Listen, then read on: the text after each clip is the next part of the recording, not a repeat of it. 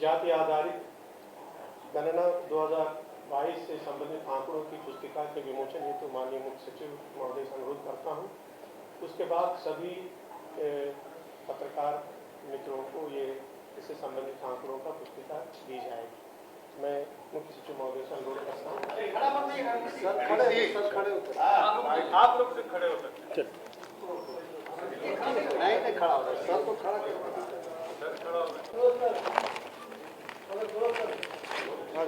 पास आ जाइए sir. Sir सामने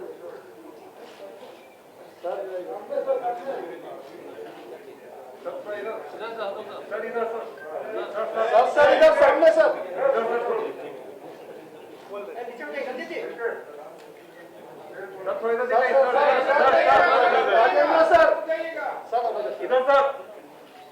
sir इधर सामने सर। एक बार दाएं देख लेते हैं, एक बार बाएं। चलो हो गया।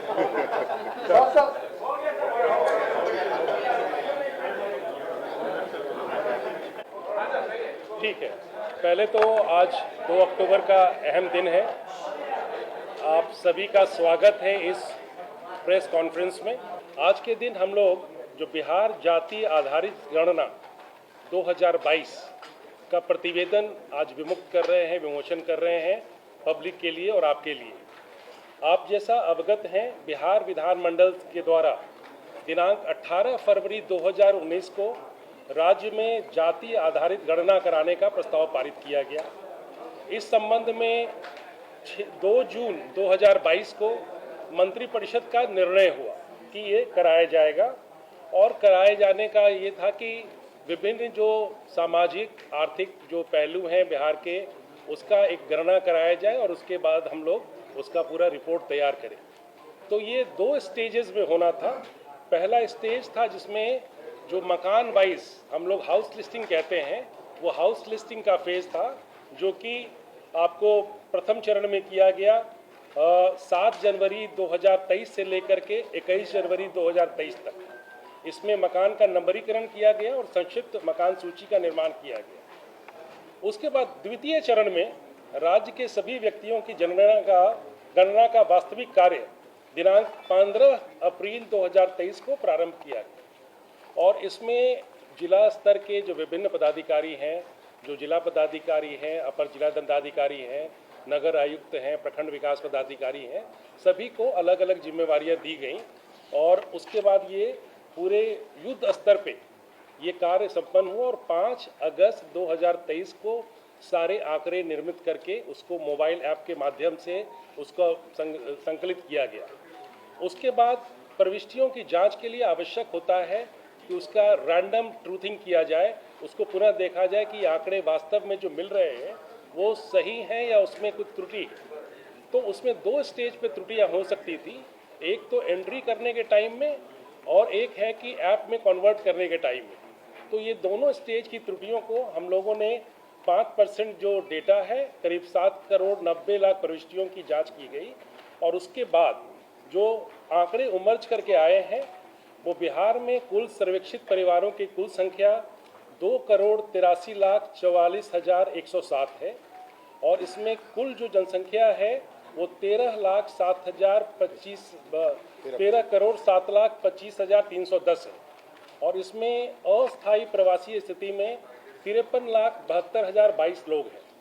इसी तरह से हम लोगों ने पूरे राज्य में जो फिगर्स हैं उसको संकलित करके पुरुषों की संख्या 4 करोड़ 41 लाख के करीब है, महिलाओं की संख्या 6 करोड़ 11 लाख के करीब है, और अन्य में हमारे 82,836 हैं। जो हमारा जेंडर रेशियो है, लिंग अनुपात है, वो 1000 पुरुष पे 953 महिलाएं पाई गई हैं।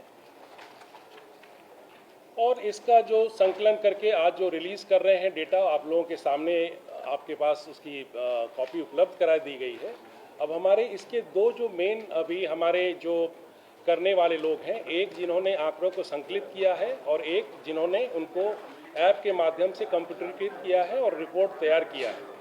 तो ये आप लोगों को जान के बहुत खुशी होगी कि इतना बड़ा एक्सरसाइज इतने कम समय में इतने गुणवत्तापूर्ण ढंग से किया गया है।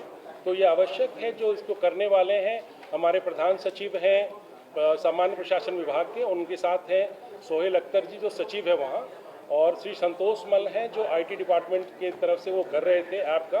तो सबसे पहले मैं सोहेल से उनसे रिक्वेस्ट करूंगा कि आपको प्रक्रिया की डिटेलिंग दे दें ताकि कोई आपको कहीं कोई गैप ना रहे समझने में पूरे प्रोसेस को, और आप अच्छा से इसको अपना रिपोर्ट करने के लिए आप पूरा फुल मटेरियल आपको मिल सके। सोहेल। इनोवेशन ब्लॉक के लिए हमने एक प्रगणक रखा और हर 6 के लिए हम लोगों ने एक सुपरवाइजर रखा जो उस काम को देख रहे थे। प्रथम चरण में जो मुख्य सचिव महोदय ने बताया पूरे ट्रेनिंग की गई, 1 महीने तक ट्रेनिंग चली हमारी पटना से लेकर के, और सभी प्रखंड में हम लोगों ने ट्रेनिंग चलाई। और ट्रेनिंग चलाने के बाद लगभग 2,34,666 इन्यूमरेटर की सेवा ली गई है, 40,736 सुपरवाइजर की सेवा ली गई और ट्रेनिंग का काम लगभग 3.5 लाख लोगों का 1 महीना तक चलता रहा। और ट्रेनिंग के बाद 7 जनवरी से हम लोगों ने मकान का नंबरीकरण किया और मकान से हम लोगों ने डिटेल लिया कि कितने लोग इसमें रहते हैं जो वहाँ के प्रधान ने कहा। फिर उन सभी आंकड़ों की एंट्री हम लोगों ने पोर्टल पे कराई। पोर्टल में आंकड़े कराने के बाद फिर द्वितीय फेज माननीय मुख्यमंत्री महोदय के कर कमलों से 15/4 को लॉन्च किया गया था। और बहुत आभार व्यक्त करता हूं मैं पूरे बिहार की जनता का, जिन्होंने बहुत बढ़ चढ़कर इसमें हिस्सा लिया और पूरे कार्यक्रम में कहीं कोई बाधा नहीं आ पाई हमारे पास और लोगों ने पूरी तरह सहयोग किया इस काम में और कहीं कोई बाधा नहीं आई। और हम लोगों ने द्वितीय चरण भी 5 अगस्त तक कंप्लीट कर लिया। प्रक्रिया पूरी तरह सिक्योरिटी के साथ थी। हर मोबाइल ऐप में प्रधान सचिव बताएंगे, हर मोबाइल ऐप एक आदमी से टैग था। उस मोबाइल ऐप से दूसरा आदमी एंट्री नहीं कर सकता था। मोबाइल बदलने के बाद सारा जो एंट्री था वो हमारा पासवर्ड से था, सारा कुछ OTP से था। इसलिए पूरी प्रक्रिया बहुत अच्छी तरह से संपन्न कराई गई। 2,34,040 सभी प्रबंधकों ने दिन रात काम किया है, उनका आभार है। 40,000 से अधिक सुपरवाइजरों ने मेहनत की है, उनका आभार है। 805 पदाधिकारियों ने, जिसमें 534 प्रखंड विकास पदाधिकारी, 534 अंचलाधिकारी, उसके अतिरिक्त 261 नगर आयोग सिटी अफसर ने किया, उनका बहुत आभार है। हमारी तरफ से, सरकार की ओर से, हमारी ओर से आभार है सभी जिलाधिकारियों का जिन्होंने रात दिन इसमें मेहनत की है। मंडल पदाधिकारी का SDO ने जिसकी सारी जांच की है। अपर समाहर्ता 38 जिलों के जिला सांख्यिकी पदाधिकारियों ने बहुत मेहनत किया है। दिन रात इतना बड़ा काम बहुत ही कम समय में बहुत गुणवत्तापूर्ण तरह से किया हम लोगों ने, सब आभार है। और मैं पुनः आप सबों का और बिहार की जनता का बहुत बहुत आभार व्यक्त करता हूँ। हम लोगों ने सरकार का जो न्याय के साथ विकास की परिभाषा है, उस आलोक में हम लोग पूरे प्रशासन को आगे ले जाने के लिए इस सर्वे का उपयोग सरकार आगे की ओर करेगी। धन्यवाद। जब बिहार सरकार ने जाति आधारित जनगणना आयोजन करने का, जाति आधारित गणना का निर्णय लिया, उसके बाद उस गणना के वेब पोर्टल और मोबाइल ऐप के निर्माण की जिम्मेदारी बेल्ट्रॉन को सौंपी गई, सूचना प्रौद्योगिकी विभाग को सौंपी गई। उसके बाद हम लोगों ने बहुत कम समय में एक ऐप जिसका नाम बिजागा ऐप है, बिहार जाति आधारित गणना ऐप का शॉर्ट फॉर्म बिजागा ऐप, उसको डेवलप किया और CBS पोर्टल जो है हमारा, उसको डेवलप किया। आपको मैं बताऊं, ये देश में अपने तरह का अभिनव परियोजना है। अन्य राज्यों में जो IT के मामले में हमसे कुछ आगे भी हैं, किसी का नाम नहीं लेना, उन्होंने भी इसके लिए अटेम्प्ट किया था, लेकिन उसका रिजल्ट इस प्रकार प्रकाशित ना हो पाया। सोहेल साहब ने बहुत मेहनत की इसमें, उनके और हमारी जो टेक्निकल टीम थी, जाहिद लतीफ़ हैं और सुशील पांडे हैं, नागेंद्र हैं, इन सभी ने दिन रात एक करके इस ऐप को डेवलप किया। इस ऐप की जो मैं प्रमुख बातें हैं वो आपको मोटा मोटा बता देता हूं। ये ऐप जो था वो एंड्रॉयड 6 वर्जन को भी समर्थित करता है। आप सब जानते हैं आज के दिन हम लोग किस वर्जन में एंड्रॉयड के काम कर रहे हैं। ये छोटे से छोटा मोबाइल जो हमारे इनोवेटर के पास, प्रगणक के पास था, 2,34,000 से ज़्यादा प्रगणक थे, तो उनके सभी ऐप को, उनके मोबाइलों को समर्थन कर सके ऐसा ऐप बनाया गया। तो मोबाइल एंड्रॉयड वर्जन 6.0 को भी ये समर्थित करता है और ये बिल्कुल सिक्योर है। ऐप में कोई भी स्क्रीनशॉट नहीं ले सकता है किसी के डेटा का, ऐप में कोई भी स्क्रीन रिकॉर्डिंग नहीं की जा सकती है। इस कारण से जो हमारे जितने भी नागरिक हैं उनका डेटा पूर्णतः सुरक्षित है।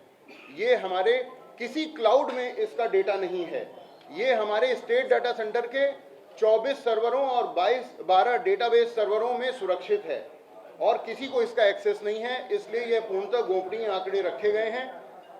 निजता का जो अधिकार है और जो डेटा प्रोटेक्शन एक्ट है उसके तहत सारी जो सुरक्षाएं हैं वो इसमें लागू की गई हैं। cbs.bihar.gov.in हमारा पोर्टल था, विजागा ऐप था, रोल बेस्ड एक्सेस कंट्रोल दिया गया था।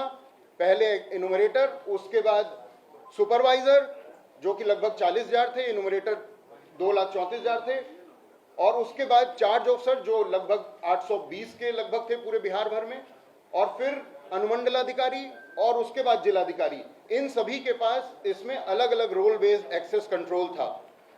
नीचे के स्तर का, उसके बाद के ऊपर के स्तर के द्वारा अनुमोदन होता था, तब ये आंकड़ा फाइनल होता था।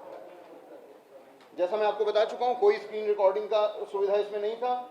इसको हम लोग ने थोड़ा सा डिटेल और आपका समय लूंगा। एंगुलर फ्रंट एंड जावा में इसे लिखा गया है और जावा की मिडिल लेयर है, और डेटाबेस जो है वो माइक्रोसॉफ्ट एसक्यूएल में है।